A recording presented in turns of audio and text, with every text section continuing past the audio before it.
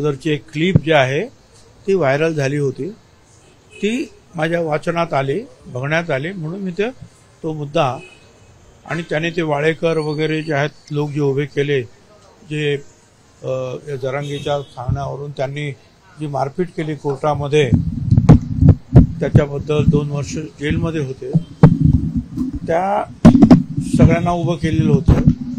त्याच्यामुळे साहजिकच जे आहे त्याचा विश्वास ठेवणं भाग होतं. आणि मग ते मी विधानसभेत सुद्धा 1 मिनिट त्याच्यावर बोललो सुद्धा. आता ते जे म्हणतात ते 2006 पासून या मराठा आरक्षणाच्या आंदोलनामध्ये आहेत,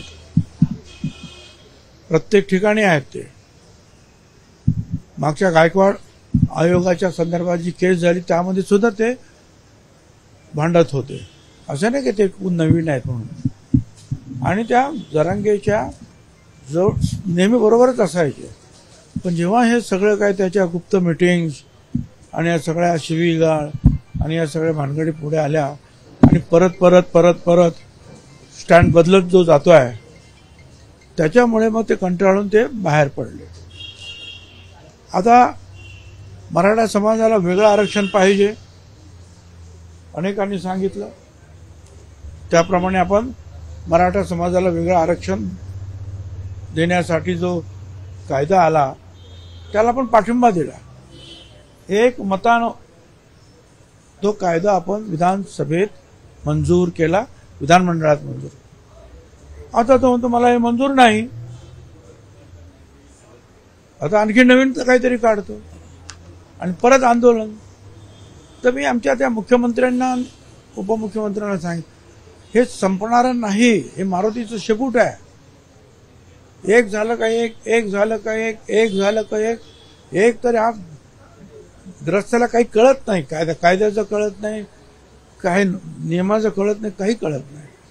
आणि आता बस सगळे रस्ते बंद करा, गाव बंद करा.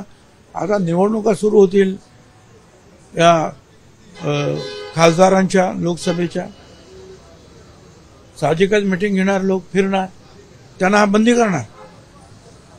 आणि दुसरं म्हणजे जे वयस्कर लोक आहेत त्यांना उपोषणाला बसवायचं. काय मूर्खपण आहे?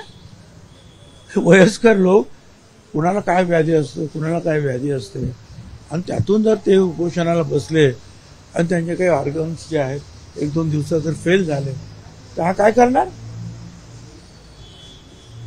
त्यामुळे माझी संपूर्ण राज्यातील सगळ्या लोकांना विनंती आहे की या सगळ्या गोष्टी नियमाने हळूहळू होत आहेत, त्याच्याकडे लक्ष द्या.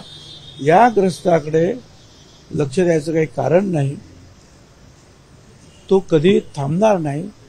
प्रसिद्धीची नशा याला खूप चढलेली आहे, त्यामुळे सारखी त्याला प्रसिद्धी हवी असते. वरती छत्रपती शिवाजी महाराजांचा पुतळा आणि पाठीमागे तो गादीवर तो बसलेलाच आहे. आणि मग कधी कधी कुणाला शिव्या घालतोय, हे चालूच आहे. आणि त्याचे जे कोणी सहकारी जे आहेत, तो समाज म्हणतोय की आता समाज निर्णय घेईल, आता समाज निर्णय घेईल. आणि हेही समोर आलं की 10 तारखेचा जे उपोषण त्यांनी सुरू केलं त्याच्यामध्ये कुठल्याही समाजाचा त्यांनी विचार घेतलेला नव्हता. तो स्वतःच बसला आणि मग समाजावर सगळी जबाबदारी टाकतोय. तर त्याचे जे काही समाज म्हणून जे आणि जे काही लोक असतील जवळपास, त्यांनी सुद्धा विचार करायला पाहिजे की आता किती दिवस हे अशा रीतीने अशांतता या राज्यामध्ये माजवायची आहे. त्याचाही विचार केला पाहिजे आणि शांत राहिलं पाहिजे. काय तुम्हाला म्हणायचं ते मुख्यमंत्र्यांना, उपमुख्यमंत्र्यांना, आमदारांना भेटा, काय त्याच्यामध्ये लक्ष घातलं जाईल.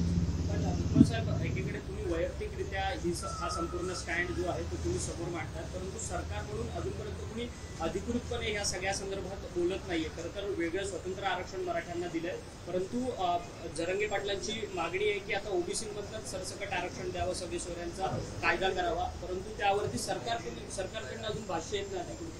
तर करतील ते भाष्य. सरसकट ओबीसी मधून तर आरक्षण देता येणं शक्य नाही. आणि सगळे सोयरे जे म्हणतायत ते सुद्धा कोर्टात टिकणार नाही. तर सगळे सोयरे हा शब्द कुठल्याही कायद्याच्या कक्षेत नाहीच, कुठल्या धर्मशास्त्रात, हिंदू नाही, मुसलमान, सिख, ईसाई, कुठल्याही धर्मशास्त्रामध्ये नाही. कुठल्याही केसमध्ये हा शब्द नाही. त्याला विरोध जरी कोणी काही केलं ते तरी त्याला कोर्टामध्ये विरोध होणार. आणि म्हणून जे आहे, आणि शेवटी काय, एखाद्याचे वडील हे शेड्यूल कास्ट असतील तर मुलाला भावाला शेड्यूल कास्ट मिळणारच. ओबीसी असतील वडील तर मुलाला भावाला मिळणारच ओबीसीचं. त्याच्यामध्ये विशेष काय, पण तो नुसतं काहीतरी करायचं म्हणून करतोय. परंतु सरकार कुठे समाजाला अंगावरती घेण्यापासून वाचतंय का? कारण की हा, ठीक आहे. आता प्रत्येक पक्षाला शेवटी सरकार कोणाचं आहे, वेगवेगळ्या पक्षातून आलेल्या निवडून आलेल्या आमदारांचं आहे. आणि त्या सर्व पक्षांना असं वाटतं की आपण जास्त बोललो तर मराठा मतं जे आहे, जे याने